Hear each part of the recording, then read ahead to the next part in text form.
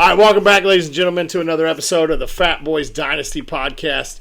As always, coming at you, Bo and Brant, knocking out this week, talking about Week 4, getting us ready for Week 5. We're going to break down our big boy meal the past week, and we're gonna break down some of these injuries that we saw this week. We saw a lot of big name injuries coming out this week, and we're gonna talk about some guys to help replace those guys in your lineup, some waiver wire pickups, and maybe some timetables on these guys. Without anything else further to do, I'm gonna kick it over to Bo. Let him talk about his first favorite game from this past week, his little appetizer.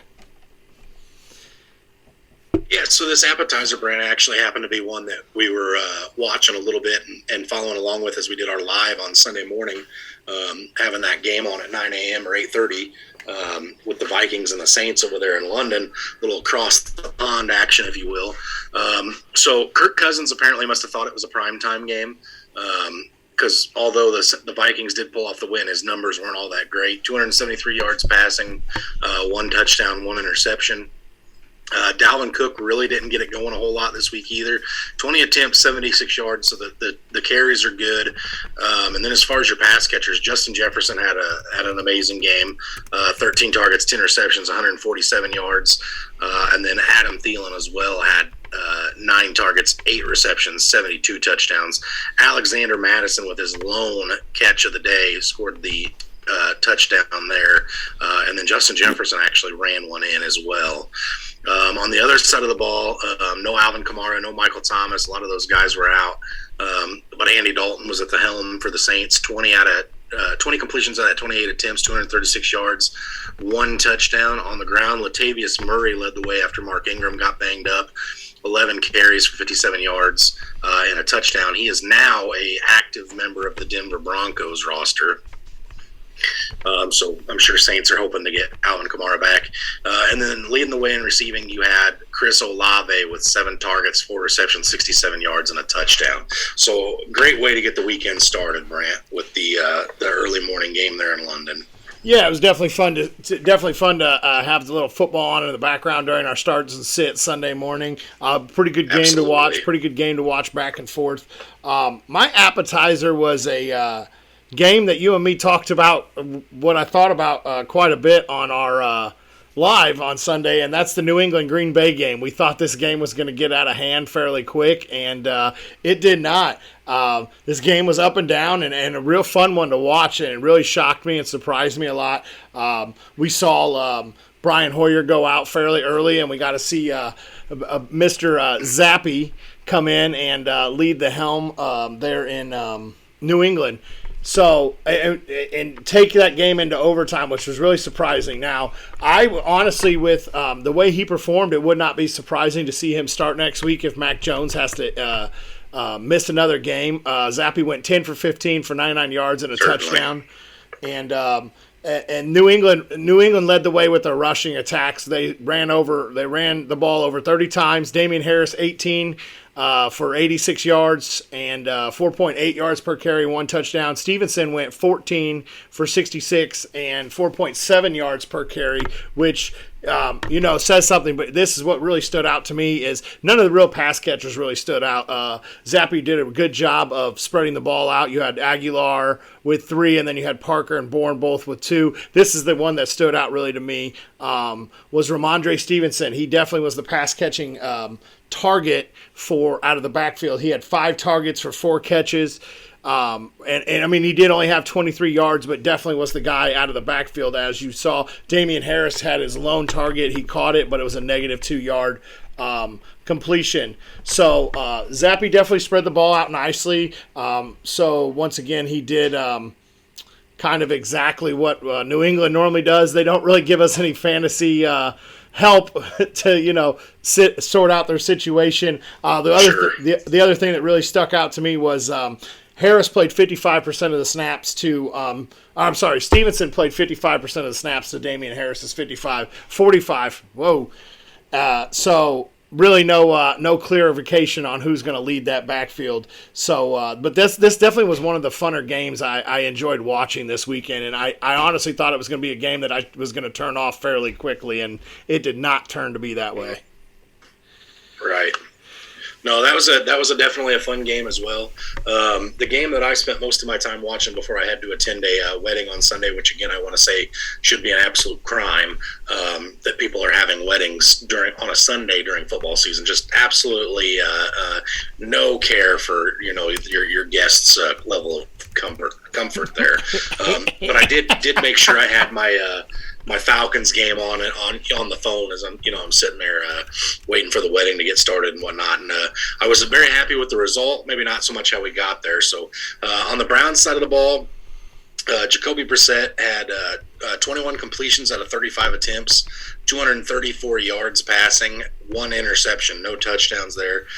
Nick Chubb had 19 attempts, 118 yards rushing, and 1 touchdown. So really happy with the performance from Chubb if you're a Chubb owner, obviously. David Njoku had 7 targets, 5 receptions, and 73 yards. But the leading target getter, again, which just adds to the frustration of Cleveland, fantasy, was Donovan Peoples-Jones. Excuse me. Eventually, I'll get my words straightened out here. Donovan Peoples-Jones had 9 targets leading the Cleveland pass catchers for 5 receptions, 71 yards. David Bell, the rookie, had 2 receptions on 3 targets for 35 yards. And then you've got Amari Cooper, the guy that everybody thought this is the week. I know, Brant, you were there. You thought he finally, earned his spot in fantasy lineups again. 4 targets, 1 reception for 9 yards this week. So a woefully sad performance, if you will, out of Amari Cooper. And then on the flip side of the ball, you have Justin Fields for the Atlanta Falcons. Marcus Mariota completing 7 passes out of 19 attempts for 139 yards, no touchdown and 1 interception. Cordero Patterson did get banged up in this game. He's on the IR. We'll talk about that here in a minute. But Tyler Algier led the way on the ground. 10 attempts for 84 yards. Did have a 42-yarder that was there as well to add to that. And then you had Caleb Huntley activated from the practice squad after this week. 10 carries, 56 yards and a touchdown. And then Cordero Patterson, before he got banged up, 9 carries, 38 yards and a touchdown. And then receiving, obviously, with the passing numbers Mariota put up, there wasn't a whole lot going on here. Almeida Zacchaeus led the Falcons pass catchers with 2 targets, 2 receptions, 55 yards. The only other player to catch more than 1 pass out of Atlanta this weekend was Drake London, who had 7 targets. So the volume's there for Drake London, just nothing to show with it. And then Kyle Pitts, of course, had 4 targets, 1 reception for 25 yards. So with the exception of Cordero Patterson finding the end zone, this was a woefully disappointing fantasy week for Falcons players, unless you had Younghoe Koo, who did add 3 field goals. So I guess when you have to bring up the kicker when you're talking about fantasy, it's not a good week. Yeah. So my main course, I honestly didn't think was going to be a main course this week. I thought this was going to be an ugly game.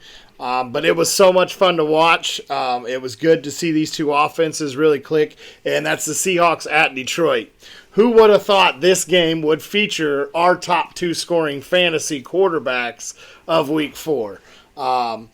Geno went 23 of 30, very efficient. I want to put that out there. He's been very efficient. 23 for 30, 320 yards and 2 touchdowns. Jared Goff went 26 for 39, 378 yards, 4 touchdowns, and 1 interception. The Seahawks backfield saw Penny seeing 17 carries, 2 touchdowns,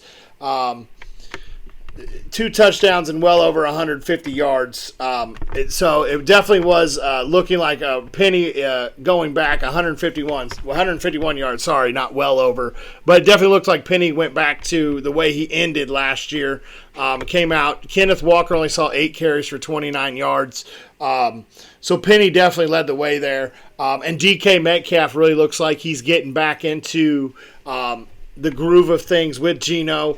As did Tyler Lockett. Tyler Lockett had a good week leading up to this, and then Tyler Lockett saw 6 receptions for 91 yards, and DK Metcalf saw 7 receptions for 149 yards.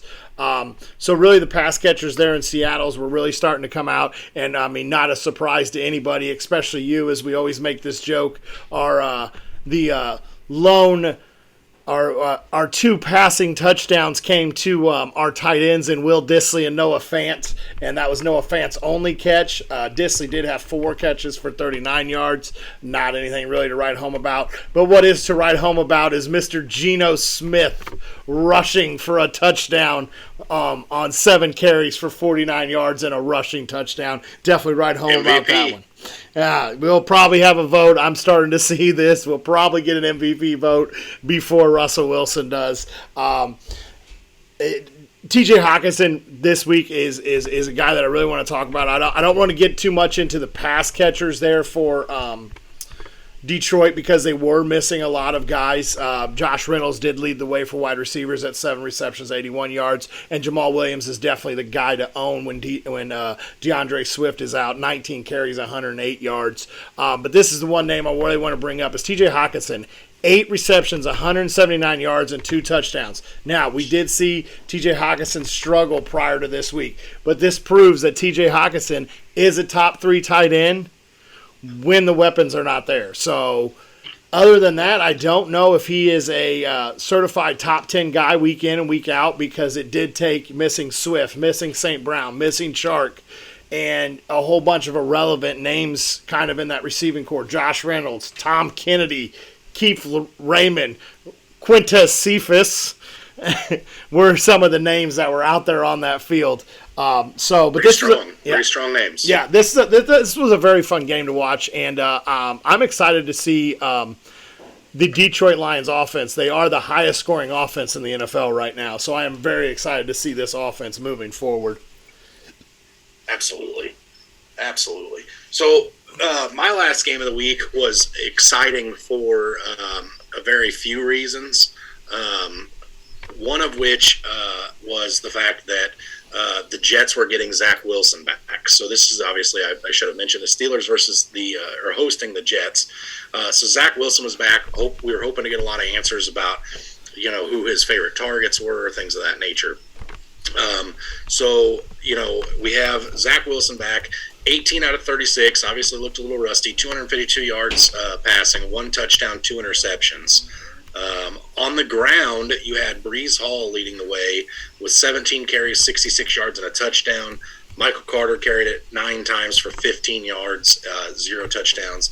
And then the pass catchers, you had Corey Davis with 7 targets, 5 receptions, 74 yards, and a touchdown. Elijah Moore, 4 targets, 3 receptions, 53 yards, no touchdowns. Tyler Conklin, 5 targets, 3 receptions, 52 yards. Garrett Wilson, 6 targets, 2 receptions, 41 yards.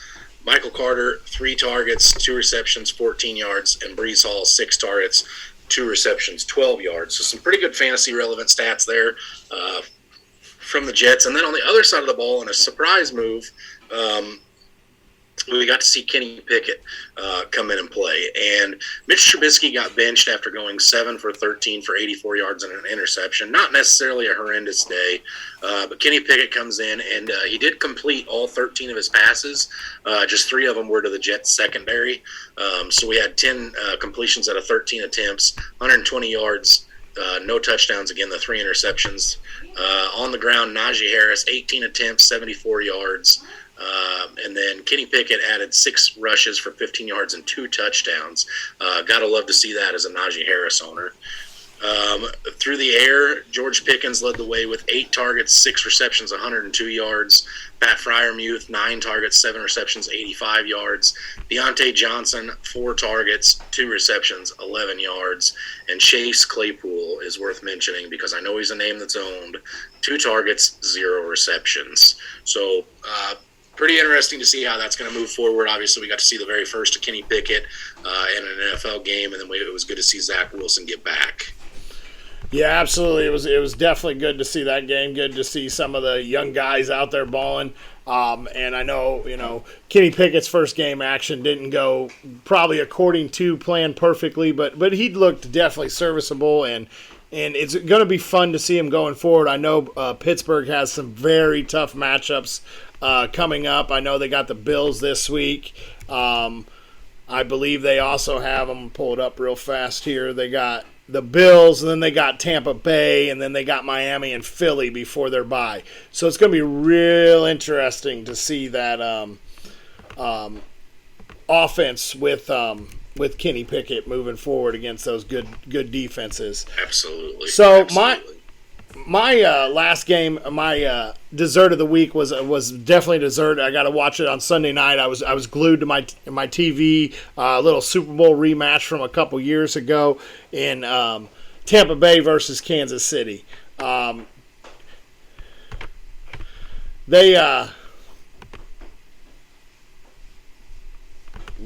it is. They came out and Kansas City jumped on them quick, fast and in a hurry. They got that fumble early and moved the ball pretty well straight into the end zone.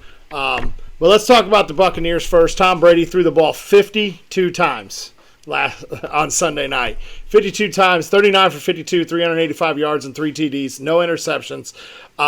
Mike Evans, Chris Godwin, Evans, 8 receptions, 103 yards. Godwin, 7 receptions, 59 yards. Leonard Fournette had 7 receptions on 57 yards. But this is what I want to bring up, is this running back, the backfield. They ran the ball 6 times total, 3 times apiece. White went for 6 yards. Lenny went for -3. Their rushing did not look good against Kansas City. Lenny caught 7 passes for 57 yards, and Rachaad White caught 5 for 50 yards. Now, Lenny is the one who fell into the end zone, got his first touchdown of the year. But a thing to talk about is White saw 5 targets and caught all 5, and then after the game it was noted that they want to get Rachaad White involved more in that offense. Well, I don't want to look too much into the running game. We saw how many carries that Lenny has been getting leading up to that game, and they did fall behind early. But that is definitely a little concern for Fournette owners. If you've been holding on to him as your RB1, this could be extremely concerning if White's starting to get more involved. So definitely that is something to be keeping an eye on. I don't look for it to be a huge impact. I think the game script kind of got out of their hand a little bit by falling so far behind so quickly.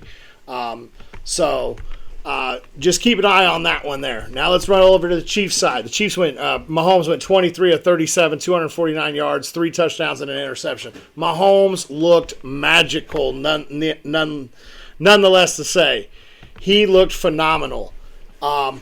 And then this was a little shocker to me that it just kind of struck me. Clyde Edwards-Helaire did see 19 carries this week for 92 yards rushing.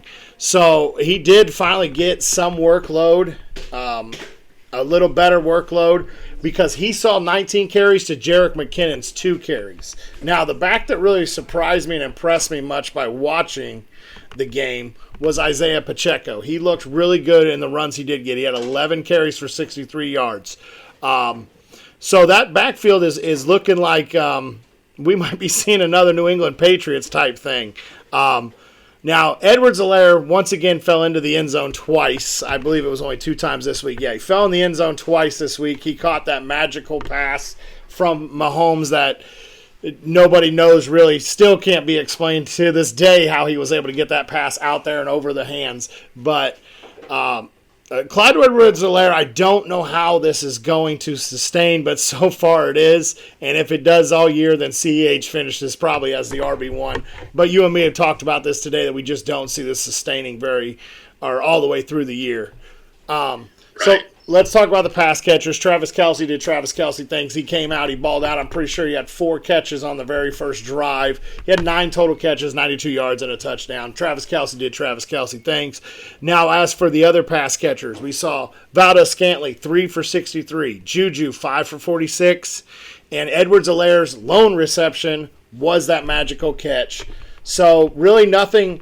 We know that the receivers there in Kansas City are going to see plenty of volume there with Mahomes, and they're going to see good volume there.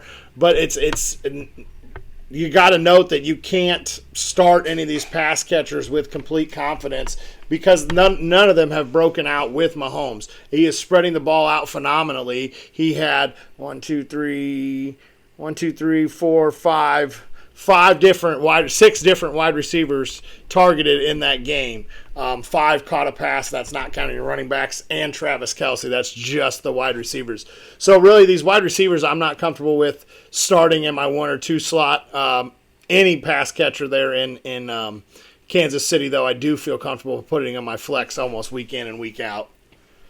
Sure. Definitely some good big boy meals of the week. Definitely a lot of good football. Now, I will say we were both a little hopeful that this week would we get back to some fantasy normalcy. And if this weekend was any indication of fantasy normalcy, I'm out. We've got Derrick Henry catching a bunch of passes. Got no running backs really looking great.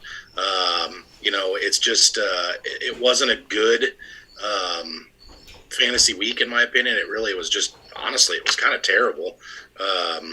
But nonetheless, we got through it. We're moving on, and hopefully this weekend we get back to some fantasy normalcy.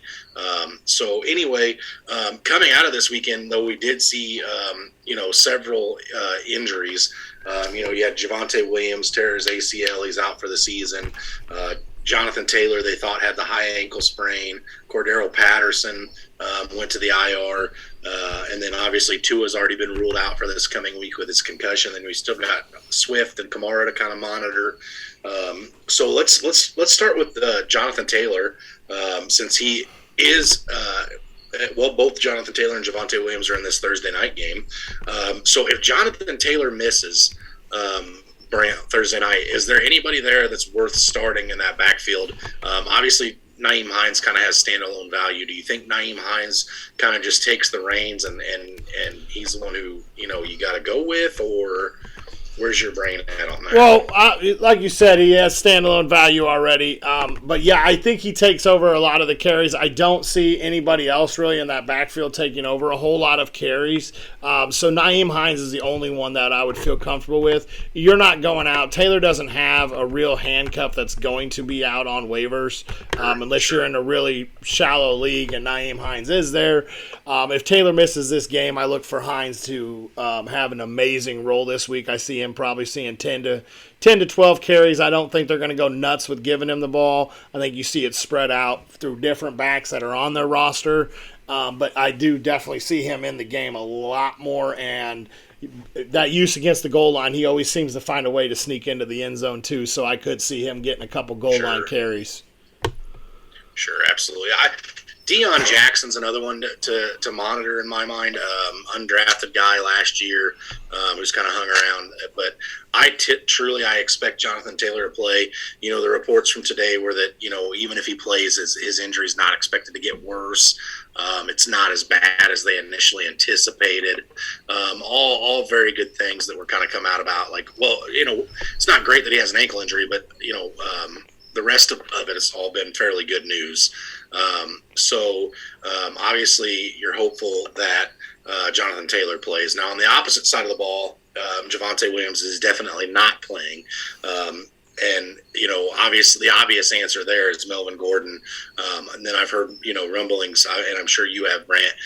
Is it Mike Boone or is it Latavius Murray is the other guy to own? So what's your take on the backfield there in Denver? So going into this Thursday night game, I think it's Mike Boone and Melvin Gordon. I don't know how comfortable I do feel about starting Boone with the emergence of Murray, and the only reason I do say that is Murray got signed yesterday off the practice squad. He's going to have 2 days plus a travel day to really get involved in that offense.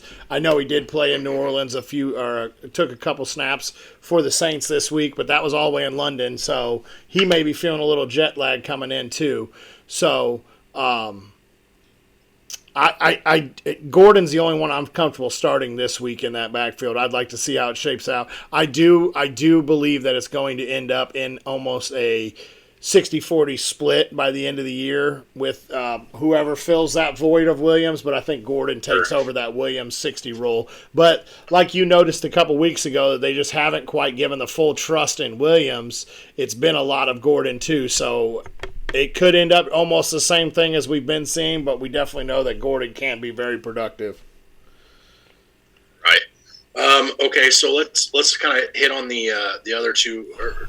Kamara and Swift, obviously, if both of them play, you're starting either one of them. The handcuff's pretty clear there. So Cordero Patterson, I want to talk about this one a little bit with the Atlanta Falcons. So he's on the IR. Obviously, he's been winning some folks some games. So with him out, obviously a lot of people are probably thinking it's Tyler Algier. I want to point out that Caleb Huntley, who Atlanta did sign off the practice squad, had as many carries as Huntley or as Algier, and the only difference is that Algier ripped that 42-yarder. But to make up for that, Caleb Huntley found the end zone. So what's your take on those two, Brant? My take is I'm listening to you on this one here. You pay a little more attention to that. So I will say that the Falcons did seem to put the ball in the hands of Caleb Huntley near the goal line after Patterson went out. So I'd expect him to be the guy in between the 20s. And then Algier to be your guy everywhere else on the field. I will say too that it seems to be one of those things where once a team kind of hits a rhythm and finds a way to win, they like to stick to that the next week, and they did it this week through the ground. 29 carries between Patterson, Huntley, and Algier, and obviously only 19 passes from Mariota, who didn't look good. So I think if the Falcons can start running the ball early. This coming week against the Buccaneers, which I think will be a test. But if they can do that, that's probably where they're going to go. So that's definitely one to keep your eye on as well. So just be mindful of that. I wouldn't be surprised to see some more involvement with Drake London out of the backfield, kind of getting into a gadget role with London and Zacchaeus and possibly even seeing Kyle Pitts tote the ball a couple times. But I wouldn't be surprised to see some of those guys get into some type of a gadget role that to help fill that void that Patterson does leave, because he is that gadget guy that Atlanta had. So I wouldn't be surprised to see them try to get somebody else involved with that role a little bit too. Yeah, sure. That definitely wouldn't be shocking to see, them go to the backfield a little bit and let some of those wide receivers go to the backfield and try to do that too. So definitely something to keep your eye on, a situation you want to monitor moving forward there as reports start coming out of practice. Yeah, absolutely.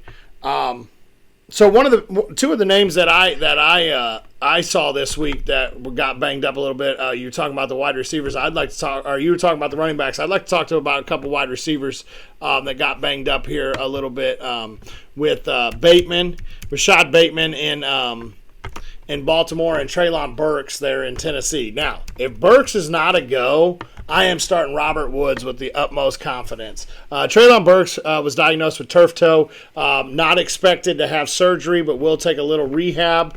Possibly could land on the IR. Definitely a situation to monitor, but I'm definitely starting Robert Woods with complete confidence because there's really no other pass catchers there. And then a guy that I would be looking at to add off waivers is Nick Westbrook-Ikhine. I'm probably butchering that name, but him and Kyle Phillips are two guys that I'd definitely be looking for off waivers because somebody's going to have to step up and fill that number 2 role if Woods has to move over into the Burks role. Yeah, absolutely. And Kyle Phillips is definitely a name that I'd be interested in there because week 1, I think, if I'm not mistaken, he was the target leader there. So he's already got that established chemistry with Tannehill, who did look better this week, thankfully, than he looked the week prior. So, but I think you're right. It's Robert Woods probably. But if you're looking for a waiver claim, Kyle Phillips is probably one that wouldn't be a bad pickup. So, definitely. Now with Rashad Bateman, he limped off the field a little bit during the game. He didn't come back in. It was diagnosed as a foot injury. It's day-to-day right now. Just something to monitor. And unfortunately, I puke every time I have to say this name because of how high I am on Bateman. But if he doesn't go, Duvernay will easily slide into that role as the number 2 target getter there. But I would look for an uptick in Andrews' targets, which I know hard to believe that you can get an uptick there, and also an uptick in J.K. Dobbins' receiving work. But, Bateman's a guy to monitor if you have to start him this week. Absolutely. And then Tua, poor Tua, we got to say it. We both enjoy watching Tua play. That was a rough hit he took. But as for that Miami offense, it's going to keep rolling along with Teddy. I don't see Teddy's not a guy that's been known to be conservative. He's had no issues pushing the ball down the field when asked to start, and so I don't see Miami's offense changing a whole lot. Yeah, no, I truly I don't think I do either, Brant. I think obviously. In my mind, it's probably a little bit of a downgrade, obviously, but nonetheless, it's still it should still be a good offense. I think it does add value to Raheem Mostert potentially. With Teddy Bridgewater being there, they may want to lean more on the run game than they do the pass game. So that's definitely something I would say to keep your eye on, as well as Raheem Mostert. If he happens to be available in your waivers, he's definitely worth picking up. But yeah, I obviously I think it takes away a little value from Tyreek and Jalen Waddle, but not enough that you're benching them by any stretch of the imagination. Yeah, not at all. Well, we're talking about wide receivers. Let's jump into our prospects of the week here real fast. We're going to break down a couple wide receivers, just little stats here. I went with Jordan Addison out of USC, a Pitt transfer that made his name with Kenny Pickett. 6 foot, 175 pounds, 4.540. He's caught 29 passes for 442 yards and 6 touchdowns this year for the 5-0 Trojans. Now, I'm not a USC fan by any means, so don't think that I am here. This guy's looked pretty good. In 2021, with Kenny Pickett there at Pitt, he had 100 receptions, 1,593 yards, and 17 touchdowns. This guy has proven himself to be a valuable target wherever he's at. So this is a guy to definitely be keeping an eye on coming up into the offseason. Yeah, absolutely. He's definitely one that I was a big fan of this year. Obviously, you saw him leave Pitt because of the NIL, like you mentioned, but he's definitely going to do great things there in USC. The guy I'm going to talk about, I think it's probably a little less well known. It's a 5'10" junior out of UNC, so University of North Carolina, not to be confused with University of Southern California. I've got Josh Downs here, and last year Josh Downs had 101 receptions for 1,335 yards and 8 touchdowns. This year, the numbers are down a little bit to start the season. 22 receptions, 230 yards, but 4 touchdowns already. So he's proven himself to be a guy that can find the end zone. Right now, he's like number 3 or 4 wide receiver on a lot of people's big boards. So definitely a name to keep your eye on as we're rolling into draft season. And I do want to point out too, Brant. Obviously, we're only a quarter of the way, a little over a quarter, under a quarter of the way through the season. But it definitely seems like wide receivers are the guys to own right now. You're getting pretty consistent numbers from these wide receivers.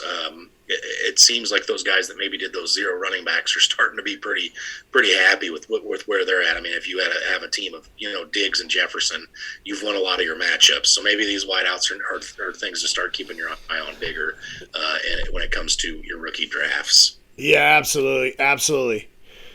All right, so let's jump into some of our Week 5 preview, talking about the Thursday night game where we got the Colts traveling to Denver. And we just discussed, the injuries with the backs in that backfield. I'm going to talk about who I feel comfortable with on the Colts side of the ball. On the Colts side of the ball, I'm starting Nyheim Hines with confidence. And that's really about it. Alec Pierce looked real good this week. Michael Pittman has been up and down. He had a really good week 1. Matt Ryan, I don't really know if he's in my QB1 conversation. He definitely, is serviceable as a QB2 and a super flex. Nyheim Hines is really the only guy, if Jonathan Taylor misses the game. Let me put that out. If Jonathan Taylor misses the game, Nyheim Hines is the only guy I'm comfortable with. Jonathan Taylor plays, give me Jonathan Taylor all day. I'm not benching my 101 pick. Just making sure that you did clarify that, because I was ready to jump all over it in case you failed to mention that. I think you're probably starting. I know Mo Alley Cox got a little dinged up last week. If he doesn't play, if he plays, you're probably starting him if you've got him on your team or he's available on waivers. If he doesn't, I think you're probably okay to start Jelani Woods as well. Jelani Woods has had some good usage as well, so that's definitely one that I'd probably feel comfortable starting if I was streaming a tight end. But I think the other side of the ball is probably on Denver's side is probably a little more clear cut and dry, wouldn't you say? Cortland Sutton, you're starting Jerry Jeudy. If you've got Melvin Gordon, you're starting him with some confidence. Where are we at on Russell Wilson? Are you playing Russell if you've got him, or are you at the point where you're abandoning ship? If you got Russell, you're probably playing him because he's probably your best option. You're going to find on waivers or in your lineup. Unfortunately, he just hasn't got right yet, but it's coming. It's slowly starting to come, and I think this is a good chance. At home. I know it's a short week, so he doesn't have to try to revamp the game plan. So this week I think I'm actually going to hold on to him. Indy's defense hasn't scared me a whole lot, so yeah, I think I'm going to hold on to Russell and go ahead and start him this week. Not completely confident, but I will start him. All right. Are we starting Indy's defense or Denver's defense, or where are we at with that? They're both a coin toss for me. I think they'll get you your average defensive points. I wouldn't expect either one to really ball out. Both quarterbacks take care of the ball pretty well. Although, Colts defense could end up with, a fumble or two from Melvin Gordon's hands. It definitely seems like that's probably more on the likely side than it is the unlikely side. Yeah. So let's talk about the other game that's going to happen as well prior to our live this weekend, which is the New York Giants at Green Bay Packers, at London, at Tottenham Hotspur Stadium. Another early game, 8:30 this weekend. Before we get into this one too deep, I want to say, obviously the rule of thumb is that we don't flex our Thursday night players. We put them in the running back or wide receiver spot. That should also be done prior to the Sunday mornings in London. You should have those guys firmly planted in a actual running back or wide receiver spot because if they happen to miss or whatever, it hamstrings you for later on in the game or later on in the day. But in this game, obviously, Saquon's a must start for me. If Wan'Dale Robinson plays, I probably lean on starting him just because of the few viable pass catchers there are left in New York there in the Giants. On the other side of the ball, Romeo Doubs I'm starting. Alan Lazard I'm starting the running backs. Probably starting Aaron Rodgers with a decent amount of confidence. Probably Robert Tonyan. Am I missing anybody there, Brant, that you can think of? No, you're not. You hit them all right on their head. But one thing I do want to bring up is Daniel Jones. Make sure you monitor that situation in that quarterback room. Daniel Jones was banged up this week. Tyrod Taylor is still in concussion protocol. They got to travel out to travel to the Tottenham Stadium, so to London. So make sure you keep an eye on that because if I'm starting Green Bay's defense. I will start Green Bay's defense in this game because I really feel like that it's going to be a heavy dose of Saquon, and I think the Packers got the needs to hold that one down pretty good. So I am starting the Packers defense pretty confidently this week. But other than that, no, just monitor that Daniel Jones situation, especially if you have a pass catcher there. Absolutely. I think that's fair to say. So, again, just make sure you're not flexing any of those guys from either of those two games, either the Thursday night or the early Sunday morning. If you're sitting there Sunday morning watching the game and you feel the urge to have some start-sit questions talked about, or if you aren't really that interested in the early morning game, come chat with the Fatboyz on Sunday mornings, 8 Eastern time. 8 a.m. Eastern time to 9 a.m. Eastern time. Come jump in. We'll answer some start sits live with some reasonings. You said that backwards. 8 Eastern time to 9 Eastern time. That's right. It's 9 to 10 Central time, which is 8 to 9 Eastern time. Eastern's ahead, bud. It's 10 to 11 Eastern. Right. Yes, that's what I said. So anyway, come join us at either of those times. Whether when you want to be on Eastern time, you just be a little early, but you can have your questions ready for us. And as always, stay hungry and stay fat, my friends.